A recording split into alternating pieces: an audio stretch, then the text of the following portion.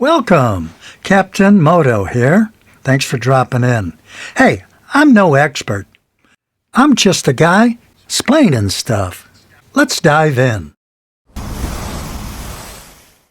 Hey everybody, welcome back to number 3, the final video in this 3-part series that's covering understanding decibels, meters inside Studio One, and gain staging. And now we're going to talk about what do you do with all this knowledge? How do you actually implement this in a mix? How do you manage the faders? How do you manage the output? And ultimately, the loudness and mastering of the recording you just produced. Here we go. In video 1 of this series, we dove into understanding decibels, how to interpret them, and what our meters are telling us. In video 2, we followed the signal. We learned to gain stage all along the way from the source, through the interface, into the DAW, and into a track. There, we recorded a small guitar piece.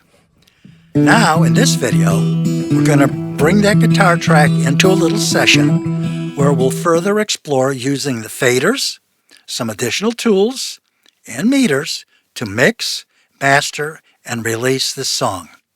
Please keep in mind, this is not a tutorial on mixing and mastering.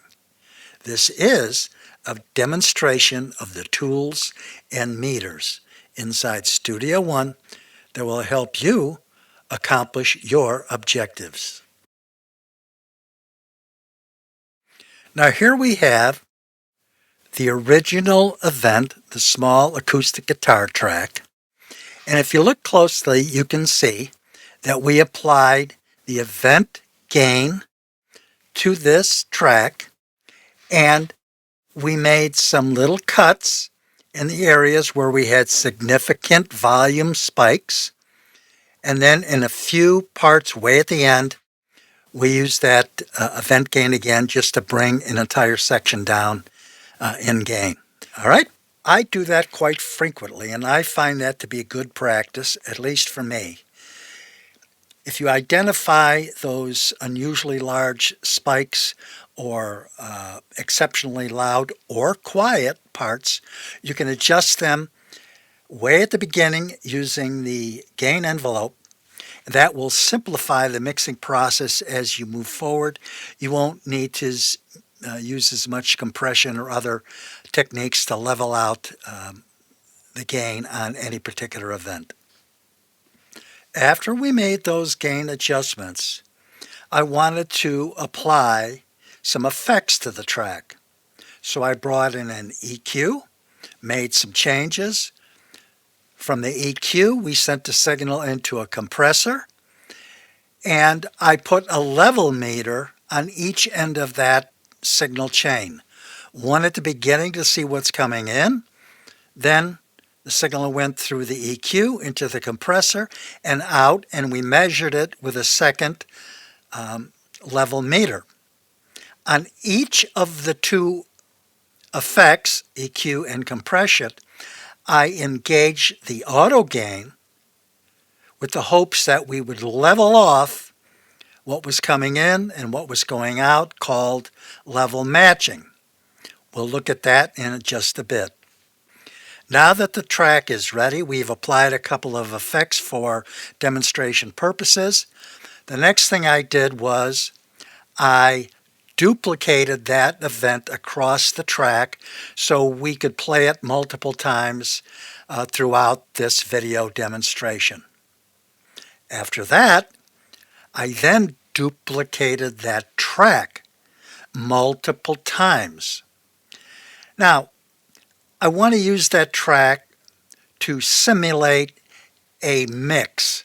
I'm going to call it a mock mix. And I don't have any vocals or bass or drums recordings to go with that track. So I just wanted to duplicate that original track and change it slightly on each duplicate so that we could hear a slight difference and then use all of those duplicated tracks to make somewhat of a mock mix. Certainly, that's nothing you would want to do when you're mixing any piece of music on your own. It's merely for demonstration purposes to simplify this approach. Okay? So we've duplicated all these tracks. On the first one, I panned it left, and I put a low cut, which means we're only going to hear the highs. On the second one, I reversed that. I panned it right, and I put a high cut on, so all we're going to hear is the lows. On the next duplicate, I just slathered it up with an exceptional amount of reverb, and then the last duplicate, I put on a significant amount of distortion.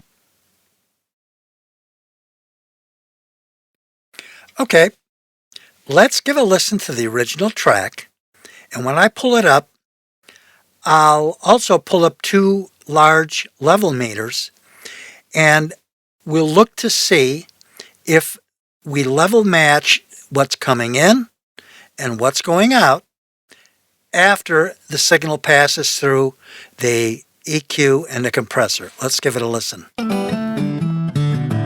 Here's the level meters.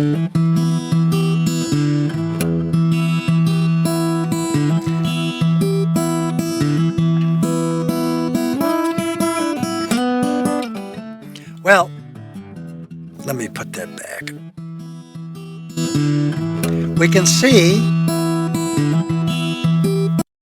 see that the input is a little higher than the output. So although we were close, we did not accomplish our goal. So what can we do about it at this point? I'm going to introduce you to a new tool called the Mix tool. And we can use this Mix tool to adjust gain anywhere during the mixing process on an individual track, on a bus, or way out at the 2 bus at the final main out. So keep your eye on these 2 meters. Here's the input, here's the output, and watch what happens when I adjust this gain on the Mix tool. Watch here.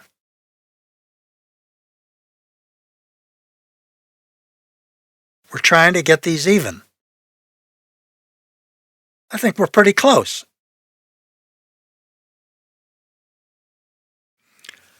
All right, with that behind us, now we're going to start using these faders to try to create somewhat of a balance, to create a little mix that doesn't sound too bad. And I want to remind you, what I'm doing here with duplicating all these tracks isn't a good practice, and I don't recommend anybody do it, but for the purposes of demonstration in this video, I think it'll work. All right, so first of all, I want to bring your attention here to all these faders. We have 1, 2, 3, 4, 5 tracks, and I have created a bus. All these 5 tracks feed into this singular bus, and I can control the output of all these tracks here, and this bus then ultimately goes out here to the main out, the final 2 bus where our finished product will reside. Okay? Now, note that all of these faders are set at 0. Why? Because all during the recording and the gain staging process, we were adjusting input. And we had no need to touch these faders because the faders control output. Again, during recording and gain staging, we're adjusting input. And now that we've got that right, we're going to start adjusting these faders to control the output. So we're going to bump these up and down to try to balance the volume that comes out of these out here to our 2 bus. Okay?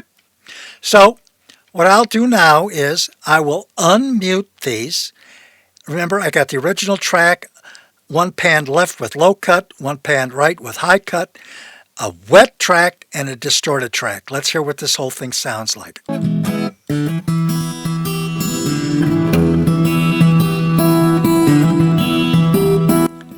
Well, that's a mess, right? So what I'm going to do now is I'll bring the volume back up and I'll adjust these to a point where it starts to sound like something that's halfway decent. Stick with me.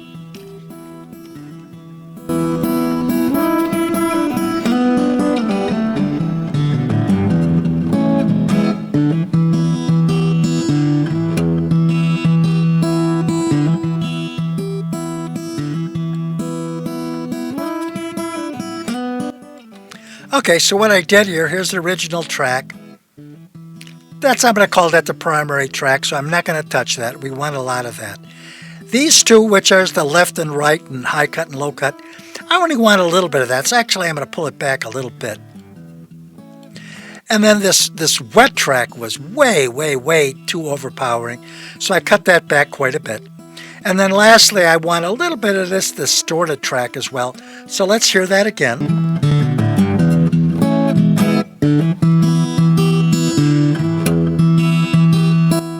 Alright, so there it is.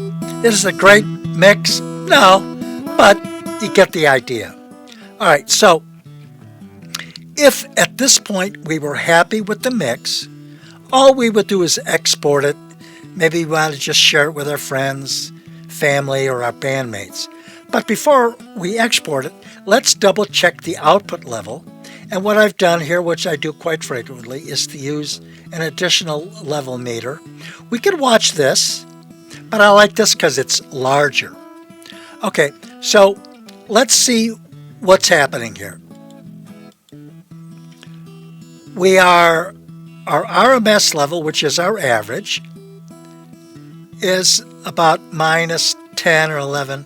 That's kind of hot. And we're up here at sort of a minus 3 on our peaks. It's human nature to perceive things that are louder as being better. So if we're just going to do nothing else with this, we're just going to export it, we may want to bump the volume up. There's a few ways we could do that.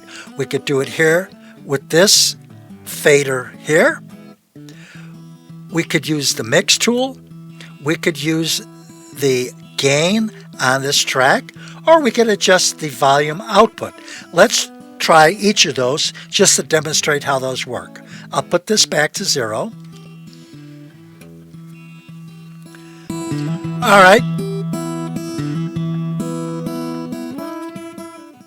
So there, I could just adjust the output on this guitar bus. And if our objective is to make it a little louder, I just bring it up.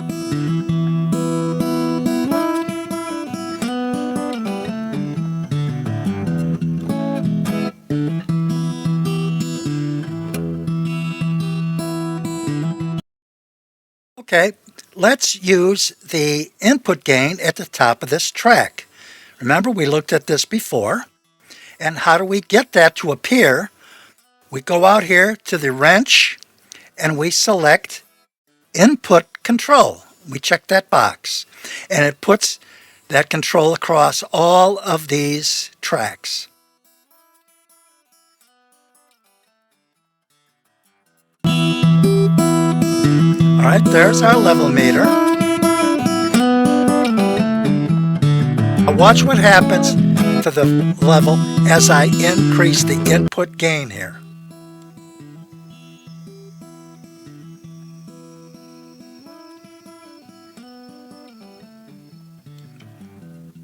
We don't want it to clip, but we want it to push the volume up to a pretty high level. I think we're there. Uh-oh, wait, we're clipping a little bit, so I'll pull it back a little bit.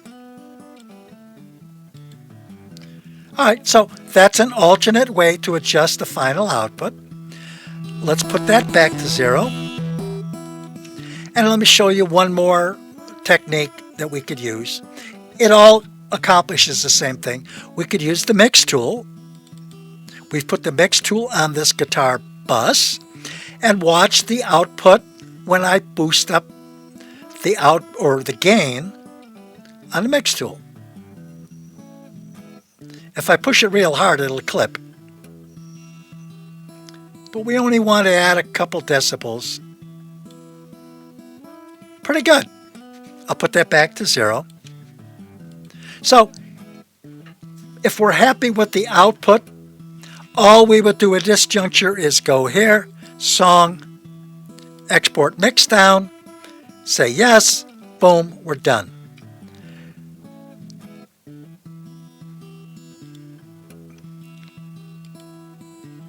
Now, let's talk about what would happen if we wanted to take this to the next step and put it out on the streaming services or use it for any other professional application. What we may want to do is bring this into a project page here in Studio One so we can do mastering on it. However, before we do that, let's pull up this level meter again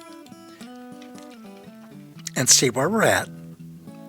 And when we do mastering, we don't want an exceptionally hot track going into mastering. Why? Because during the mastering process, we may want to apply additional compression perhaps, maybe some EQ, maybe some widening, and very likely a limiter. And all or some of those, we'll use those tools to bring the final output of our mastered track up to a very high volume level so it's competitive in the streaming world. And in order to do that, we want to start with a level that isn't too high because we need some headroom in order to apply the final touches to this. So we're looking at here the standard peak RMS meter. Here's the RMS, there's the peaks. But Studio One offers some alternate meters. We could put that mix tool out here on the mix bus too. Let's open that up, watch what happens. Here's the input, watch the output as I adjust this. But in this case, we're talking about leaving some headroom, so we want to draw this output down, and we probably want to leave a minimum of 6 dB of gain for mastering, or very possibly a minus 12 dB. So we can draw this down to whatever level we want, and then send this out for into a project so we can master it.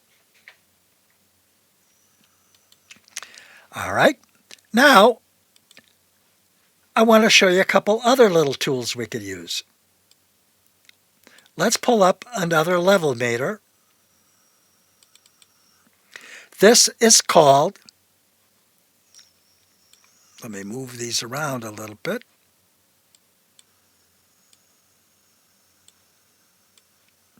This is called the K metering system. What is that? Well, there's a famous world-renowned mastering engineer, Bob Katz, and he invented this system, and it's nicknamed after him, the K, with his last name, Katz, to help people do a better job of managing their volume and output levels. So the K metering system, this one happens to be K20.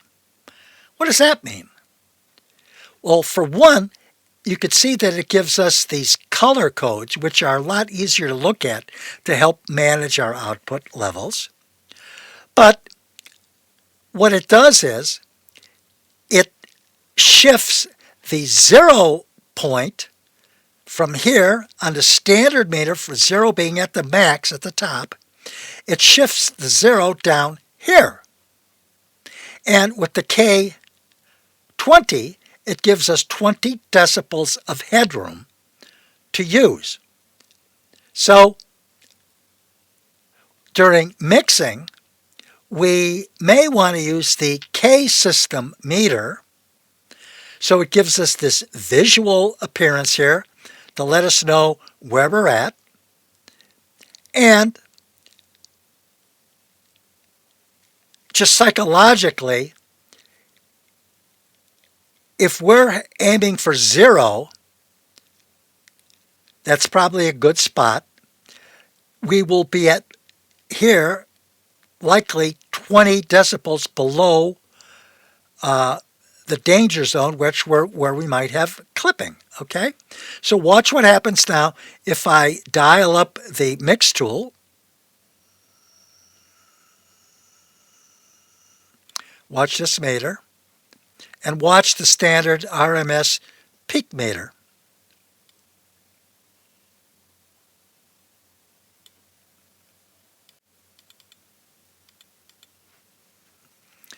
So we're going to draw this back a bit.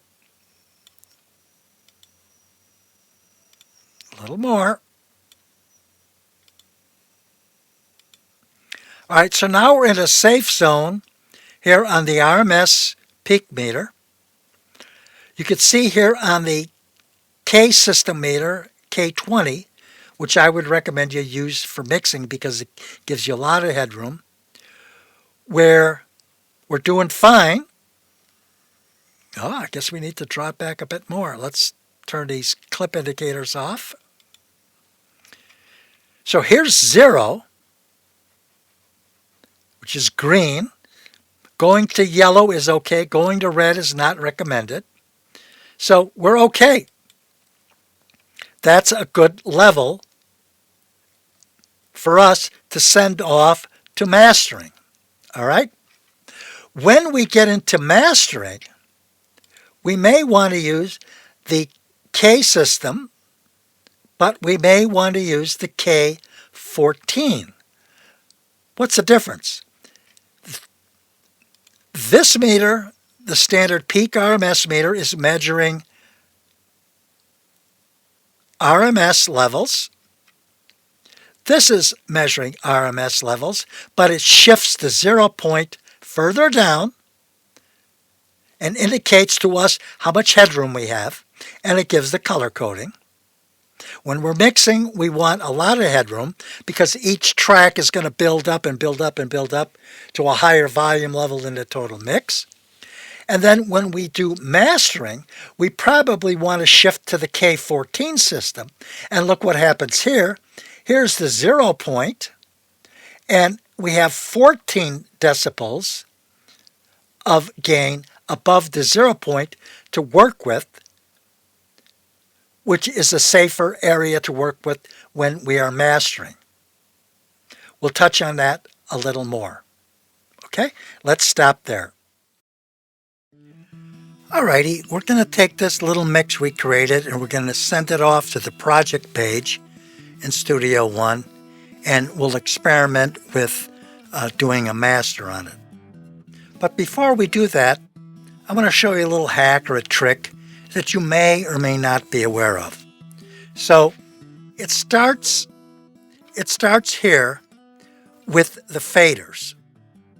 And in this particular mix, let's use this wet track as an example. Let me bring the volume up a little bit, and I'll mute the other tracks.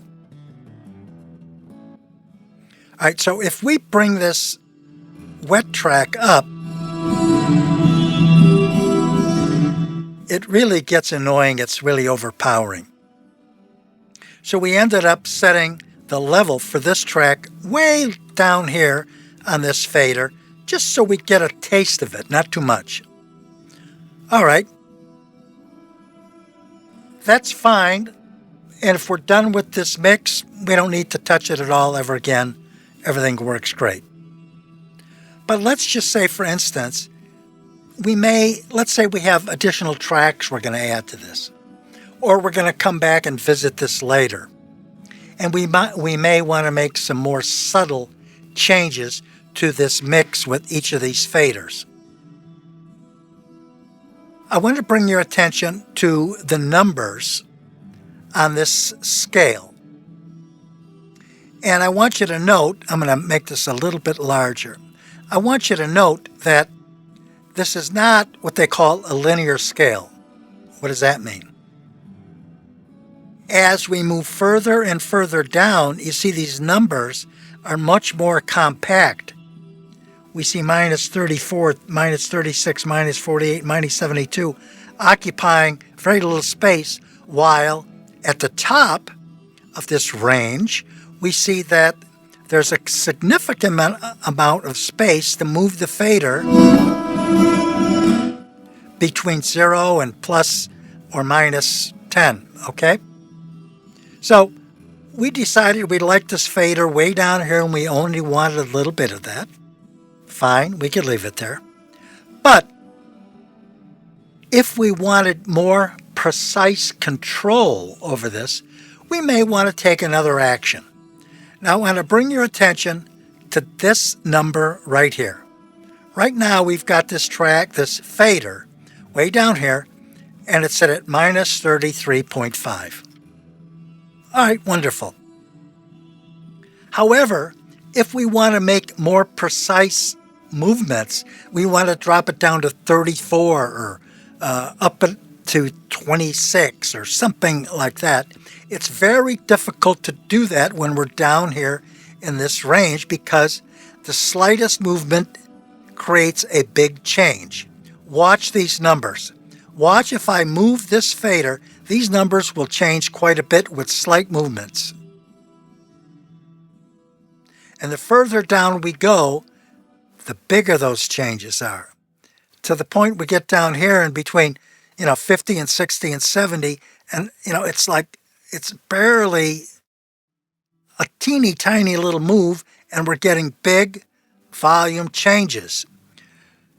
And then the opposite end of that, if we move to the top, watch the number. I'll bring the volume down a little bit so we can talk. If we're up in this range, watch, I make pretty big moves, and yet the numbers are only changing by a half or a fraction of a decibel in this range. So we have much more precise control at the top of this range than we do at the bottom. All right.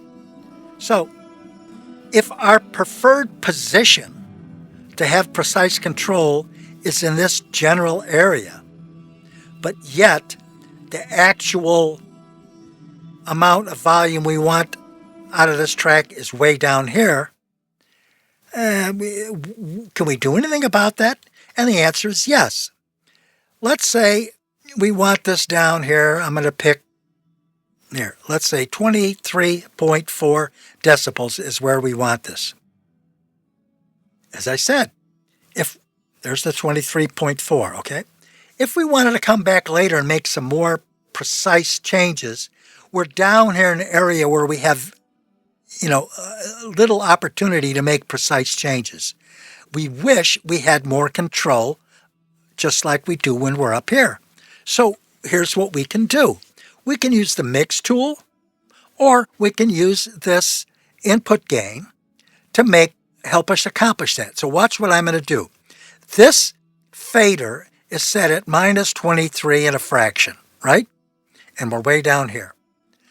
Now, if I use this input gain here and I reduce this, its max is minus 24. If I reduce this by 24, we don't hear any of this track anymore. However, if I put this back to 0, 0 now reflects minus 24. Are you following? So now what we did was, our 0 point is now minus 24, which is where we think we want this track to be. But if we want to come back later and up it by a decibel or a half a decibel or 2 decibels, we're in a very comfortable range where we can make more precise adjustments with the fader because we're up in this range where we have more control. You see that? Does that make sense to you? Let me zero that out.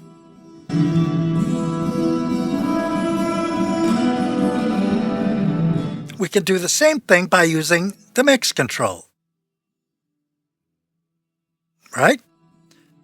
The mix control has a range of plus or minus 24. So let's listen to the volume. So I subtracted 24 decibels of gain out of this track, but the fader is still set here around 0. And if we now want to make some more precise adjustments, we use the fader, and we're in a good, more appropriate zone that allows us to make those little adjustments. All right, that's it for that little hack, if you want to call it that. And now we'll take this track, this mix, and we're going to put it into a project page and talk about mastering. Oh, I almost forgot.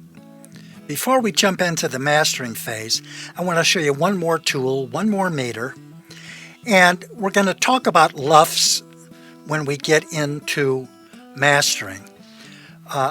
LUFS stands for Loudness Units Full Scale, and all the streaming services have adapted a target level there. We talked about that a little bit previously. Now, in these meters, if we click here, we see we have a few choices. Peak, RMS, that's what this meter represents. We have the K20, the K14, and a K12. Excuse me. K12 is not anything we should be using for the music we're doing. And the last one is called EBU R28. I'm going to pull that up right now. That's what that looks like, and I'll talk about it in a second. This is measuring LUFS, and EBU R128 is the European Broadcasting Union standard in LUFS for broadcast sound, broadcast music. All right? And their standard is minus 23 LUFS. So this whole scale is set at 23 here at the blue line, I should say minus 23, and everything above that exceeds the standard. However, keep this in mind, the major streaming services, including YouTube and Spotify and all those, they set their own target levels in LUFS. Most are around 14. I think some are even lower. They might be 16. Some of them might go for 10. So if you're sending something out to a streaming service, check to see what their standard requirement is. But in any case, here's what that LUFS meter looks like. Even though this is not called a LUFS meter, it's called EBU R128. What it really is doing is measuring LUFS, loudness units, full standard, based upon the European Broadcast Union scale, and that scale sets minus 23 LUFS, not dBUs, but LUFS, minus 23 LUFS, and anything above that exceeds that standard. However, if you're aiming for Spotify or something, their standard, I believe, is minus 14. So you'd be in here. Enough on that. I just wanted to show that to you. And one, let you know that it's available. Two, explain what the EBU R128 is. All right, now we'll send this off to the project page for mastering. Okay. Let's send this little song, this little mix off to mastering. I'm only going to select a small portion of it because it's just a repeat. So what do we do if you haven't been here before? We say song. We say add to project. Project is already named. We select that. The sample rate is different from what I'm going to use, so I'm using 48 kilohertz. We'll say OK. Okay, there's our little song. It's downloading it here. This will only take a brief time. We say okay. Let's stretch this out a little bit to see what it looks like. There it is. Now, when we play this, we'll see some new graphs, some new tools appear here that we didn't use during the mixing process. These automatically appear. So let's play this song. We have a spectrum meter up here.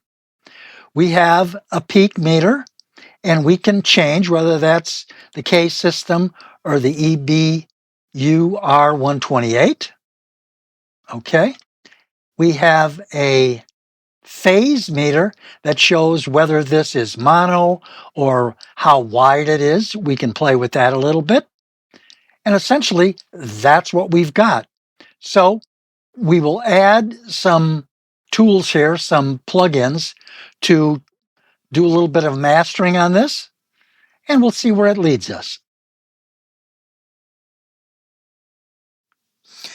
In the next little bit, we're going to talk a lot about loudness levels and mastering. But before we go there, I just want to do a quick refresher in that this whole concept of LUFS, I guess, can be confusing. Loudness units, full scale. As I said, that is a standard that is used in the EU for broadcast. So anything going over the air, television, radio, that kind of stuff. And the idea is that we want to, or not we, but a standard was developed so that when you shift from one channel or one program to the next, or between a program and a commercial, there's not a loud volume boost or drop off, and you don't have to adjust the volume control on your television or radio. And that's a standard set by the government there. Here in the US, we've adapted something similar for broadcast, but it's not likely that we need to be too concerned about that. Most of what we're doing, we're sharing with friends and family and so on and so forth, and we're putting out on social media, or we're going to put out on Spotify or SoundCloud or Bandcamp or something like that, Apple Music. And that's not considered broadcast. However, each of those platforms, Apple Music, Spotify, all of them, they have adapted their own loudness standards. Why?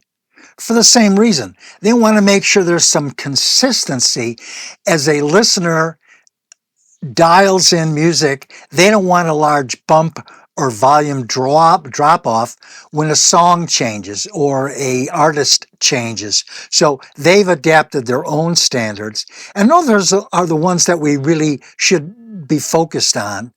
And if you're going to put your music out there on these streaming platforms, it's something to be aware of. I'll go in a little more in depth on that, some recommendations on how to navigate that. Now, having said that, if you're putting your music out on a streaming service, you may want to use a distributor like DistroKid, which I use. For about $35 a year, they will accept your song, your EP, your album, whatever it is you want to get out there, and they will automatically distribute it to all the major streaming services. And the bonus is, anytime you have an original piece of music, it is automatically copyrighted, and a royalty is created every time that music is streamed. If you do nothing to collect the royalty, it goes into a pot, and your royalty, whether it's 2 cents or $2 million, is going to be shared with the other artists who are taking action to claim their royalties. So, if you use a service like DistroKid, they will distribute your music out to all the streaming platforms, And bonus, they will automatically collect the royalties that your music generates for you. Don't have any hopes of making it rich unless you're up in the millions of streams. You're not likely to make a lot of money. But whatever it is, whether it's 2 cents, $2, $20, or $2,000, hey, it's your money from your creative work. You should take steps to collect it. So I would encourage you to use a streaming service like DistroKid. I use it, and if you use the link in the notes below, you can get a 7% discount on your first year of the DistroKid streaming service. So that's it. We'll move on now. We'll dive a little more into this whole concept of streaming.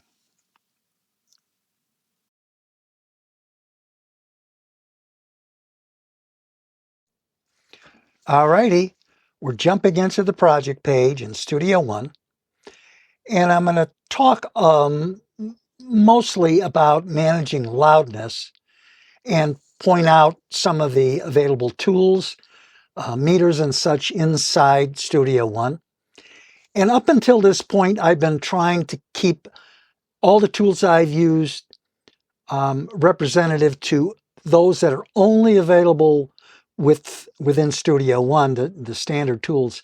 However, I'm going to introduce you to a new tool just in a couple of minutes that is a free download.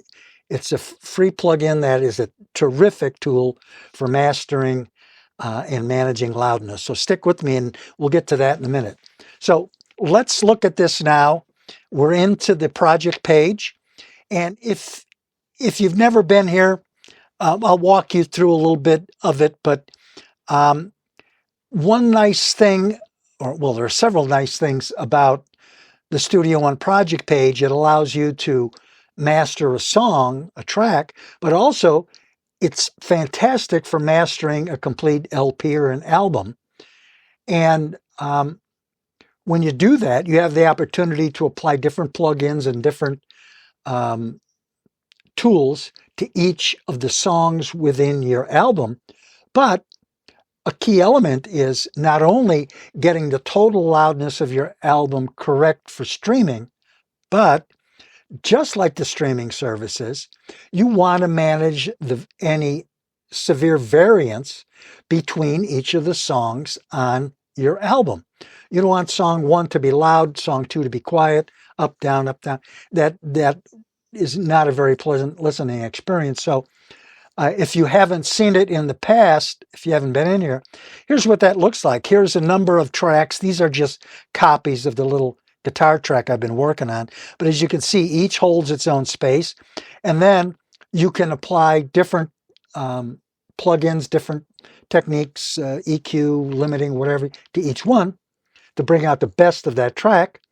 And at the same time, manage the overall loudness of the album and the consistency of the tracks within the album. So let's dive into this a little bit. It's the same old simple guitar track we've been working with. There's no need to even listen to it. I'm going to try to focus on the tools and how to use them. So here we go. Let's play this. And right off the bat, you see some tools pop up. Here's a spectrometer. I find I like to set this at the 12th octave. You have options, 3rd octave, a single octave. You've got this curve, a wave, segments. I prefer this. To me, it's more informational. And if we have any particular problem, spikes or valleys within any particular frequency, this tool allows you to zoom in on those much more readily. You can see as I move the cursor, you can see that identifies exactly what frequency that is we're hovering over, okay?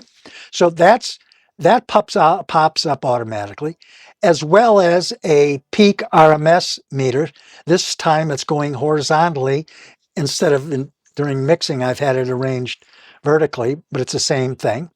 And just like before, we can change that, whether it's a peak RMS, the K20, K14, which is more applicable to mastering. K12 we don't usually use. That's for different types of music. It might be for more of a cinema. It might be for TV. It might be for classical music. Chances are we're not doing any of that. And then we have the good old EBU R128, which, remember, is our LUFS meter. So I'm going to put this back to the peak RMS. As long as we're there, we can see that this is also demonstrating loudness information. Integrated loudness is minus 7.9. The loudness range is 1.4. That's, what's essentially your dynamic range. And then your true peak, this is telling us we're at 10.8, not minus 10.8. This says we're at a true peak of 10.8. That's way too hot. And that's why we're seeing we've got clipping here. We'll address that in a minute. We have this phase meter. This was pretty much a mono track, so we can see that there's not much happening here in the stereo field. It's a good tool because not only does it demonstrate the stereo width, but it can show you if you're in or out of phase. If you look at the second part down here, this correlation meter, right now we're way to the right, indicating that this is in fact a mono track, and it will translate well in stereo or mono. Sometimes when you're mixing, you might do something to a track or a portion of a track that would cause it to go out of phase, and consequently, you may not even hear that if this track is listened to in a mono situation. So sometimes you're playing it mono and you don't want to lose information. And this correlation meter is a good way to make sure that this will translate to stereo or mono. Let's see what else we got here. We also have an opportunity to display our loudness information here. We've got our integrated LUFS, minus 14.8. Our loudness range, 1.4. True peak, this says, last time, let's update this. It says we're at minus 4. There it is. Look, same as we had before, 10. That's crazy on the left and 10.1 on the right. Our RMS is minus 7 on the left and minus 7.3 on the right, which brings me back to something I wanted to demonstrate back here. Let's play this again. If you're looking at, focus here on this peak RMS meter. And what we see here is we've got the peaks bouncing way out here. Here's the RMS with this red line. And keep in mind, the peaks are going to be happening much more frequently and happening quicker. And those are the ones that are likely to get you in trouble and cause clipping. All right. Now, watch what happens when I go to the EBU R28 meter. Here in the peak meter, we've got left and right, left and right. We see a slight difference between the two. When we go to the EBU R128 or the LUFS meter, this is not left and right. What we have here is a different display. The top one is short term, and the bottom one is momentary. So the bottom one is more closely related to the peak meter in the peak RMS, like this, because it's happening over a shorter period of time. So you'll see that bottom bar dancing and free and moving more erratically than the top one, because again, this is not left and right. What we've got is short term and then momentary. Okay, good to know. All right, let's close the loudness information for the moment, and let's address this. This clipping we had. Let's pull up our old friend, the peak meter. We said that this thing was plus 10. Here, clipping at plus 10, well, 10.8. So we're going to we're going to have to pull quite a bit out of here. We're going to pull about 10 decibels out. Let's eliminate the clip indicator. There we are. That's been solved. Now, we could have done that another way. We could have gone here and used this clip gain to draw this up or down, bring the whole track down. But in this instance, I used the mix tool. So let's collapse that tool. Let's pull up another level meter. I've arranged this one again to be horizontal. And you can see it's the same as the one that appears automatically. And the reason I brought this up is in the event we want to compare the two and we want to have one with the EBUR 128 or LUFS and the other one with peak RMS, we can display both of them doing it that way. Okay. So I'll close that meter for the moment.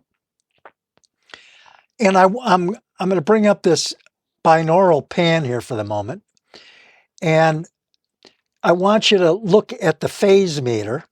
As a matter of fact, I think I've got I'll just bring up a larger version of it.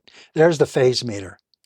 Now you can see this track is very narrow in the stereo field because it is in fact a mono track. And you can see that it's almost completely tilted here to the right, again indicating that this will translate into mono without a problem. Now we're going to see if we can make this stereo field a little wider. There, I've stretched it out by 200%. You could see that increased it a little bit. Watch, it'll narrow down and then spread out a little. But remember, this was essentially a mono track just duplicated. So there wasn't much stereo information really at our disposal there. I'm going to pull up something called a dual pan and watch this phase meter again as I tilt left or right. You can see how that phase meter will behave. All right. Now I'm going to try again to try to simulate a little more width here. I'm going to bring in a room reverb and see what happens. We get a lot more stereo information when I bring in this room reverb. It's spreading the signal across a wider stereo field. And now we see that this correlation meter is bouncing more. As long as we don't move far to the left, we're okay. If it's somewhere around the midpoint or dancing to the right, everything's fine. I'm going to turn that room reverb off because we're just trying to simulate some width, okay? And another great tool to use is the limiter. We can boost volume with that, or I should say loudness. And there's an interesting tool called a scope.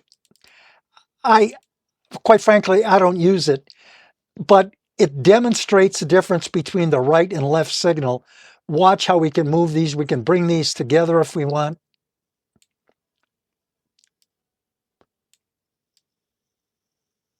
We can have them separated. We can bring them together. We can change our view here.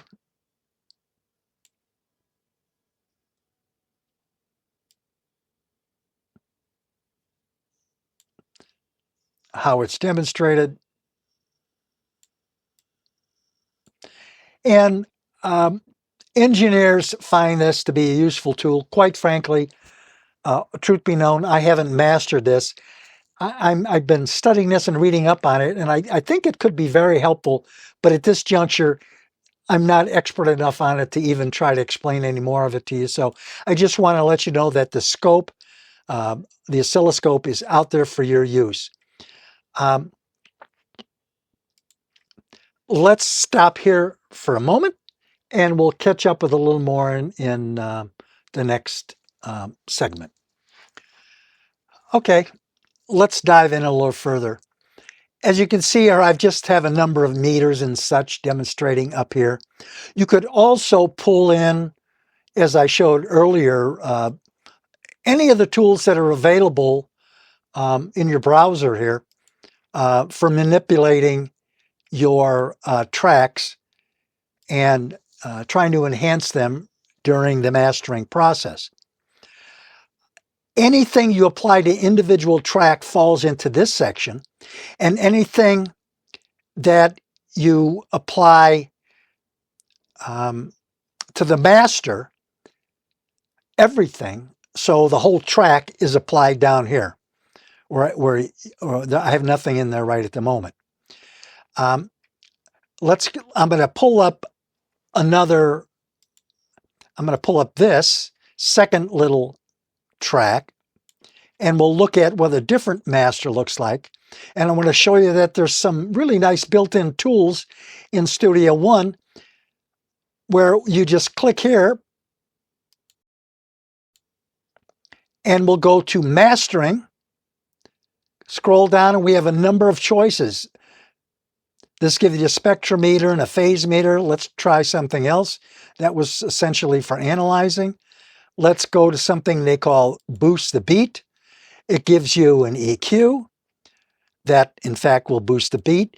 It gives you the tri-comp, was a compressor with 3 ranges, and a limiter. Okay, let's see what else we've got. Let's look at something called clarity. That brings up an EQ and a multi-dynamic compressor. So you don't have to dig too far to find some tools to help you master your track. Studio One makes it pretty easy. Go to this mastering menu and pull up one of these, and it brings up a bunch of tools. You can pick and choose the ones you want, and once you get used to it, I'm sure you'll find some to be very useful. I'm back to this first track now, and these were the tools I was demonstrating earlier. But now I want to introduce you to this tool that is a loudness meter. It is called the Youlean Loudness Meter 2. This is quite a sophisticated tool. Watch what happens when we play the track. It gives us LUFS. It gives us short-term LUFS, integrated LUFS, which is essentially the average LUFS, or average over time. It gives you the loudness units, the dynamic range. It gives you the average dynamics. It gives you the momentary and the short term, and it gives you the true peak. Now, many people focus on loudness when they're doing mastering. I think in an earlier segment, I talk about the old loudness wars where everybody's trying to make their stuff louder than the competition. It's important to be competitive, but one critical thing that a lot of people forget is managing the true peak. As I said earlier, most of the streaming services, well, really all of them, set their own loudness standards, typically in LUFS. Usually it averages around -14. However, they also set true peak requirements. Most of them select -1, and they don't want to see any loudness above -1 true peak. Some of them even drop it down a little bit and want to see a -2 true peak. So as you can see, this gives you a lot of information. I've set this for -14, which is a good average for streaming services. You could see we're currently well below that. What I was showing earlier was the dynamic range. I have I think they call it the Pro version of this Youlean loudness meter, and that gives me this secondary view of dynamic range. I'm not sure if you get that with the free version, but all of this other information comes with the free version, and it's a tremendous tool. It's extremely accurate. There's going to be a link in the description below, in the notes below. I suggest you go grab this free one. as long as it's free. Who knows, someday they may be charging for it. Now we're going to talk about loudness, and we're aiming for minus 14, and we see we've got some room to go. So what would happen if we just brought up the limiter, and let's just say, I don't want this to be I want my ceiling no louder than, here, I'll type it in, minus 1. Okay. So what's going to happen now is, if I bring this threshold down, we should start to see, watch this loudness meter, we should start to see that we're getting louder and louder. We're approaching that minus 14. And if I go way here, you'll see the loudness meter is indicating we've exceeded the minus 14 requirement. So I'm going to drop that back. That's a nice, safe level. Well, we're going over a little bit, but that's not bad. Keep in mind, even though the streaming services set their own standards, and if you exceed that by too much, they will apply some sort of compression to it, and that may have negative effects on the perceived volume and the dynamics of the track you submit. So you don't, or at least I don't want them touching my track. I want to manage it myself. So I want to try to stay as close to this as possible, but there is some room, and many of the pros will bump this up even to minus 8 or minus 9 to ensure that their tracks are streamed at a loud level. However, another key point, the loudness units integrated is an average. Okay, so let's just think about this for a minute. Let's just say you had a song that had a very quiet intro. Then you had a slightly louder first verse. And then you boosted the volume during the chorus, dropped it back down during the second verse, and so on and so forth. Well, the overall track has a large dynamic range, which isn't necessarily a bad thing. But what's also happening is you're sort of cheating on the loudness, because the average or integrated loudness is looking at the overall length of your track. And because you have some quiet parts and some loud parts, the loud parts are actually allowed to exceed the minus 14 requirement. Why? Because it's an average integrated LUFS. So you are allowed to exceed in the loud parts as long as you have some elements in your track that are quieter.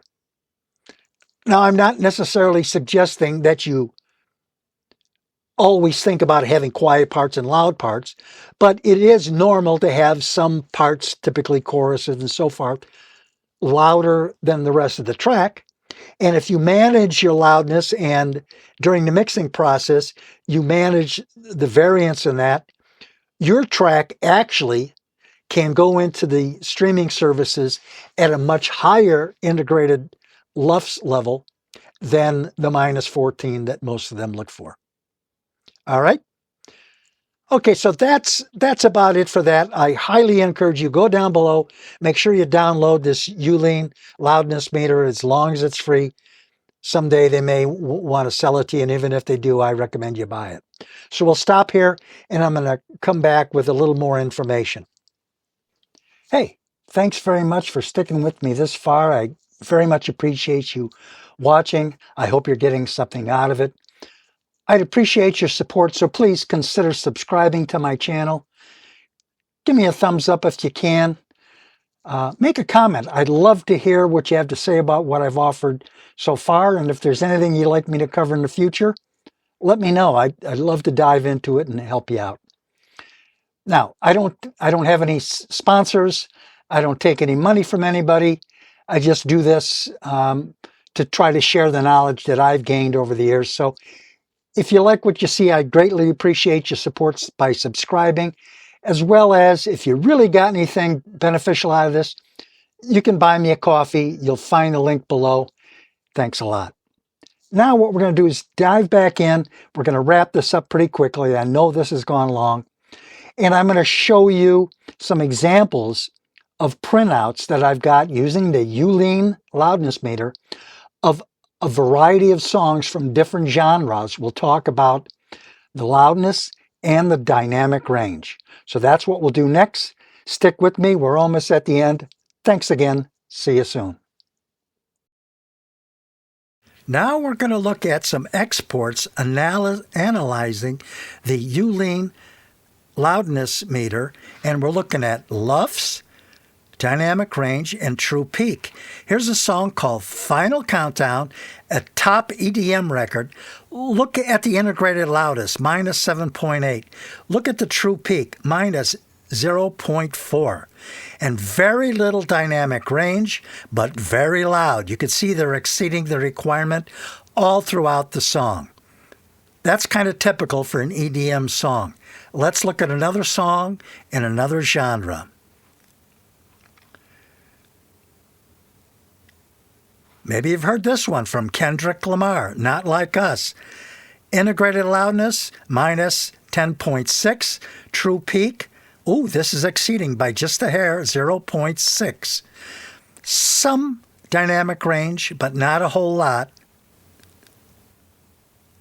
And here's one you may be familiar with by Beyonce, Cowboy Carter. Integrated loudness, minus 9.7. True peak, minus 1. Considerable amount of dynamic range here, particularly in the middle. Here's an old throwback from Tony Bennett, I Left My Heart in San Francisco. Very dynamic, but sticking true to the LUFS requirement, and the true peak is minus 0.6. And here's one, remember the movie Apocalypse Now? Da-da-da-dun, dun, da-da-da-dun, dun. I love the smell of mastering in the morning at minus 13.8 integrated, and true peak 0.1.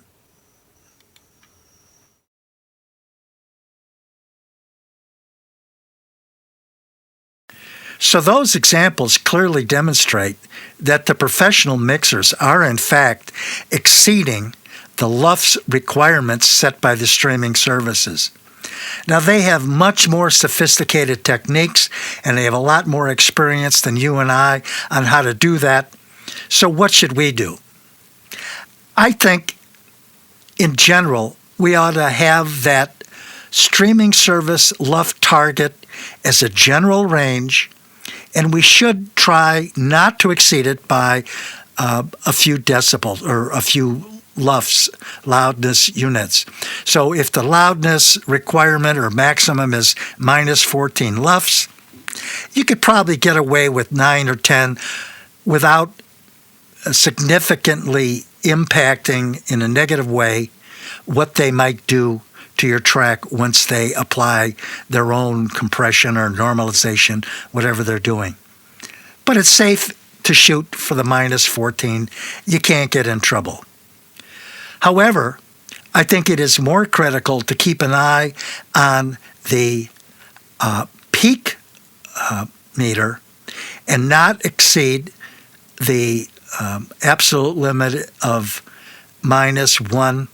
For most of us, that's going to be a safe place to be.